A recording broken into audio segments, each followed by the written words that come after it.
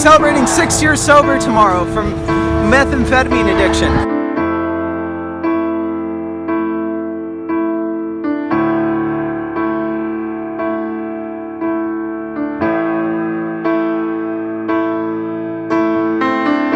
I was hooked on methamphetamine, and no animal experiment has ever gotten me sober, or no pill has ever gotten me sober, or no development within the animal model has ever gotten me sober, or has helped anyone else. Well, what got you sober? What got me sober was a spiritual program and helping others, and that's what really transpired me to want to be there for the innocent animals who are being injected with methamphetamine and forced into withdrawals, and to feel these painful, agonizing feelings and be jailed in a box. These folks are openly in recovery from addiction, and they say that's one of the reasons why they're protesting here, because they think the idea of cutting open monkeys' heads to figure out why people become addicted is absolutely absurd.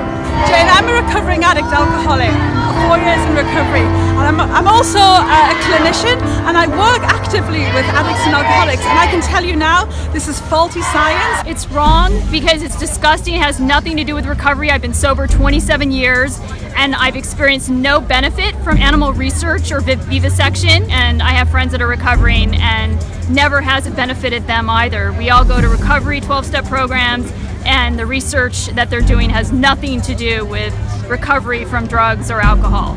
All it does is generate revenue for the institutions and for the people who are carrying out the pointless torture that's happening. Because what addicts and alcoholics need is compassion and understanding. They don't need to know that rats on treadmills fed on methamphetamine die of heart attacks. They don't need monkey brains spliced apart just to identify which parts of the neurology are working. It's absolutely insane. It's faulty science and it's rubbish. I had a moment of clarity. That's how I got sober. I had a moment of clarity. Some people call it a spiritual experience, and luckily there's 12-step programs. This is a human disease.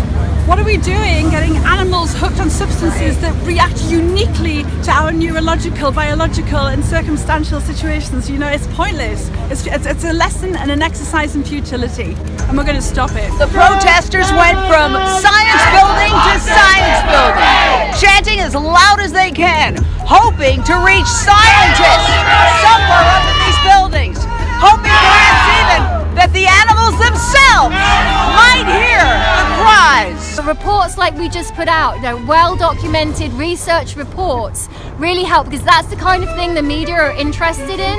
They're as shocked as we are. When we put out that report, Deadly Doses, I didn't get one reporter, in agreement with it, even though they're not allowed to say that. They were all shocked and horrified at what was going on and how much money was being spent. I need a human connection with other addicts. That's how I stay sober. Going to meetings, connecting, talking, getting together outside of meetings, and just being together as recovered addicts. That's how, for me, I do it, and a lot of my friends do it that way, and you can't duplicate that in the lab. You can't duplicate that through chemicals. And what they're doing inside is figuring out a way to rack up big bills with the NIH and make millions, multi-millions of dollars. And they are not helping addicts and alcoholics whatsoever, because we need a human connection, we need a spiritual program. As a psychology student myself, I learned nothing from vivisection at all. I learned absolutely nothing. We were supposed to dissect a sheep's brain.